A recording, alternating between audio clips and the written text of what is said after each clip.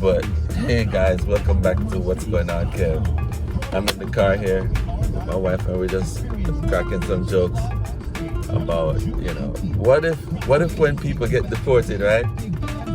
Or what if they had pets? Or what if they had to the pets were also deported?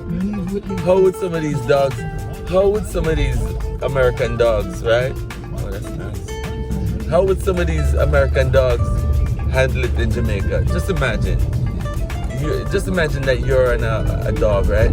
And you're deported to Jamaica. And then you're out there, the first day you're down in Jamaica now, you meet other dogs and then out there. This is the first day, you're out there playing with the other dogs and having a good time. Then all of a sudden, it's about to get dark now, night and dusk. And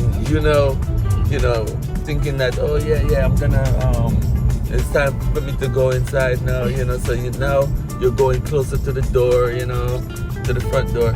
And the other dogs are like, where you going? And you're saying, no, I'm going inside, it's getting dark. And the other dogs is like, listen, I've never been inside of a house ever. I don't know what you're talking about. And then you're like, what? They say, yeah, we don't go inside the house here down here in Jamaica. So you're gonna have to learn to deal with it outside. Jesus Christ, can you imagine how traumatic that would be for a dog? That would be very traumatic, man. Jeez. Because this dog would, used to going inside, and now you have to be outside with all the other Jamaican dogs. My God, that is crazy, man. I mean, imagine that. Can you imagine? Yeah. I like to curl up. How about when it's dinner time? I like to curl up on the sofa. Karine, how about when it's dinner time and the dog is like waiting for his dog food to come, and no dog, in his bowl, and no dog with food, no dog food can show up, no dog food at all. You get dog and food. he's wondering.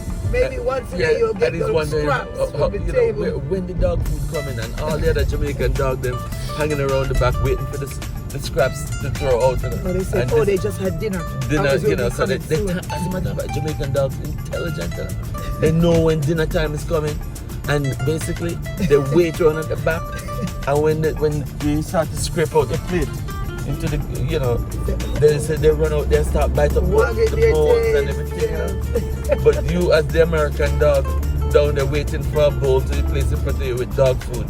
Forget it. The First day you don't get food. Let me tell you, Jamaican dog, an American dog, you never survive a week in Jamaica. You can't survive 1 week. Or in the Caribbean. You can't survive 1 week down there. Especially, and I'm not even talking about street dog, because street dog is one other thing. Because street dogs now have no home, and they survive. Like no home, and these dogs grow to a nice mature age. These dogs running all over Kingston, all over country. No owner, up and down the place, and them eat every day. And then you have these American dogs. Please, man, you don't bring out that bowl. Shoot. If you don't bring that dog food bowl outside, make you 1 hour late, 2 hour late, and see how your dog won't bite you. In America, your dog turn on you. But in Jamaica, you have dogs out there, man. They're not looking forward to no damn. These dogs are self-sufficient. These dogs are independent. They're independent. They're not out there. They know how to find food. They know how to survive. But these domesticated dogs in America, please, they can't survive, man. Can't survive. They don't know how to rely on their instinct. They don't know how to rely on their instinct to find food. We think we're doing these dogs a service by providing for them and everything. But what if we end up in a serious financial crisis and we cannot feed the dogs? What do you think gonna happen? Because they can't survive. So I just, know, that's just a little something I'm just thinking about. Like, my God, man, are we as people in the Western world, you know, people who are used to these creature comforts and all these extra things, you know, are we like the domesticated dog? If this infrastructure breaks down, how are we gonna survive? Like, how are you gonna find food? How are you gonna find water? What are we gonna do?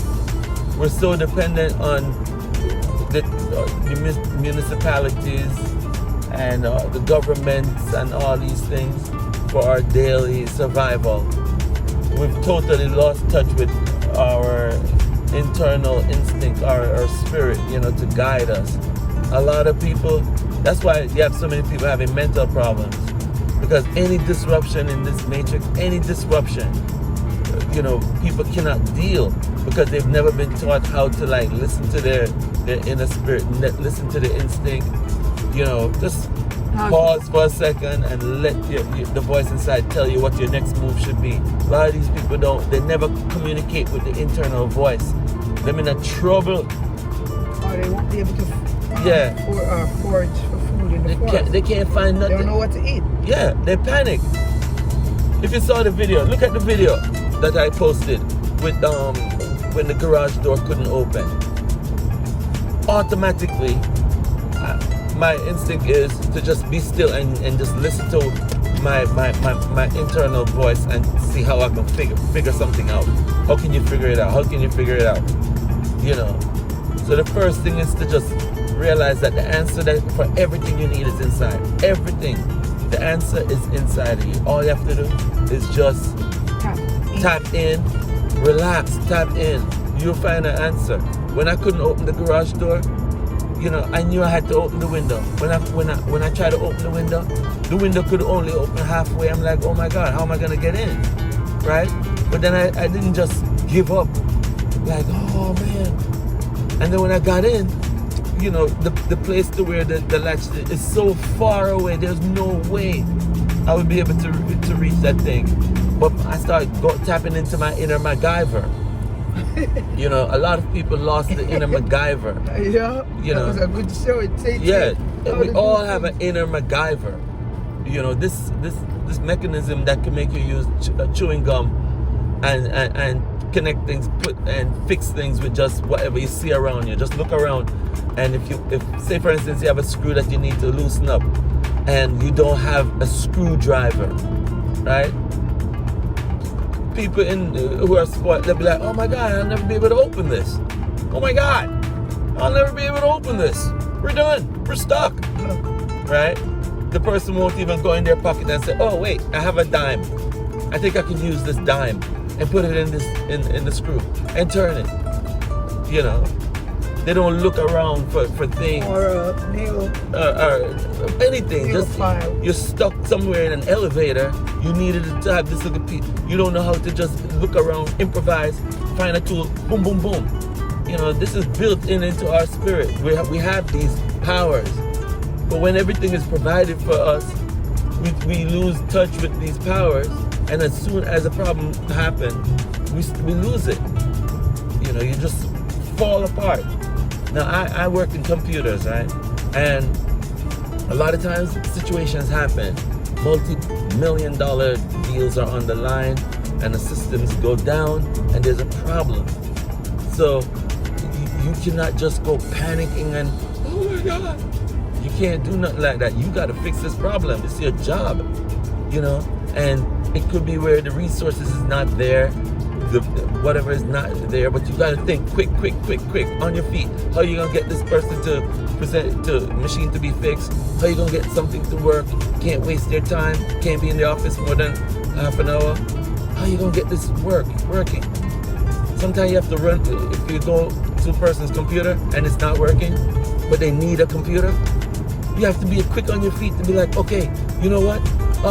Bradley didn't come in. He's not in today. I think you should just go over to his office and sign in on his machine. Right? Log in on his machine. Quickly. Person's able to go in, check their email, do what they gotta do to buy your time. So you have to think quick on your feet. You can't just think that everything is gonna just be there for you and things are just gonna be there. But when they take away the thing, you fall apart, man. Remember, we are humans. We're extremely special. Extremely special. We have the power of thought, and we can make things happen.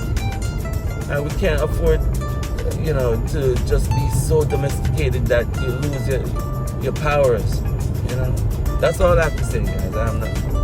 But thank you for your time. That's food for thought. Food for thought. Today. So the lesson in this story is, if you have a dog and you get deported to whatever country you are, or if it's to the Caribbean, just let your dog know that they'll never go back inside of our house. Because the majority of us in Jamaica, people in Jamaica, no dog in the house.